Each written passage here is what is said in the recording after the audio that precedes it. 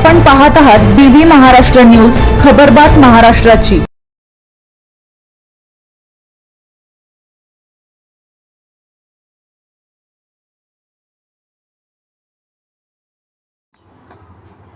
सुरगाणा तालुक्यात मुसळधार पावसाने हाहाकार, पुरात वाहून एका शेतकऱ्याचा मृत्यू। सुरगाणा तालुक्यात 2 दिवसांपासून संततधार सुरू असून एकाचा पुरात वाहून मृत्यू झाला आहे। विविध ठिकाणी फरशी पूल पाण्याखाली गेल्याने दळणवळण वाहतूक व्यवस्था ठप्प झाली आहे। अनेक गावांचा तालुक्याशी संपर्क तुटला आहे। भात शेतीचे अतोनात नुकसान, घरांची पडझड, रस्ते पाण्याखाली, साठवण बंधारे फुटल्याने जमीन खरडून गेली आहे। बोरमाड येथील शेतकरी पुंडलिक मोतीराम चव्हाण वय 42 हा 22 जुलै रोजी सायंकाळी गावातून शेतात जात असताना नाल्याच्या पुरात पाय घसरून पडल्याने पुरात वाहून गेल्याने मयत झाला आहे। मृतदेह नाल्यात आढळून आला होता। शवविच्छेदनानंतर मृतदेह नातेवाईकांच्या ताब्यात देण्यात आला।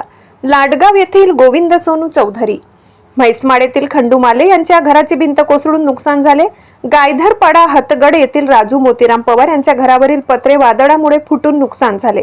बारहे ते हस्ते, अंबाठा ते खुंटविहीर, अलंगुन ते सुरगाणा या मार्गावरील वाहतूक काही काळ ठप्प झाली होती। मांडवे येथील शेतकरी विठ्ठल लहानू जाधव यांचे भात पिकांचे नुकसान झाले असून विहिरीचे अतोनात नुकसान झाले आहे। ठाणगाव येथील झरीचा तलाव फुटल्याने 9 शेतकऱ्यांचे भातशेतीचे नुकसान झाले आहे।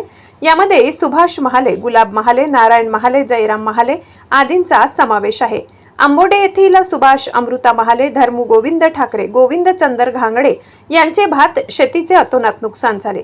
भवाडा ते गहाले या रस्त्यावरील पूल पुरात वाहून गेल्याने संपर्क तुटलाय। खुंटविहीर अंतर्गत रानविहीर येथे गावालगत असलेला उखर्डी डोंगरावरून झालेल्या भूस्खलनामुळे माती, दगड, गोटे, रानविहीर गावातील पाण्याच्या टाकी लगत आल्या। या गावातील नागरिकांना सुरक्षित स्थळी हटविण्याच्या सूचना देण्यात आल्या। तालुक्यात अंधाराचे साम्राज्य, विजेचे पोल पडल्याने उंबरठाण परिसरात गेल्या 48 तासांपासून वीज पुरवठा खंडित झाला असून अंधाराचे साम्राज्य निर्माण झाले आहे। यामुळे पिण्याचे पाणी, विद्यार्थ्यांची कागदपत्रे, प्रवेश ठप्प झाले आहे। जनजीवन विस्कळीत झाले असून अनेक गावांचा संपर्क तुटला। पिंपळसोंड, रघतवीर, आंबेपाडा, बोरचोंड, उंबरपाडा आदी ठिकाणी पुराचे पाणी वाहत असल्यामुळे वाहतूक ठप्प झाली आहे।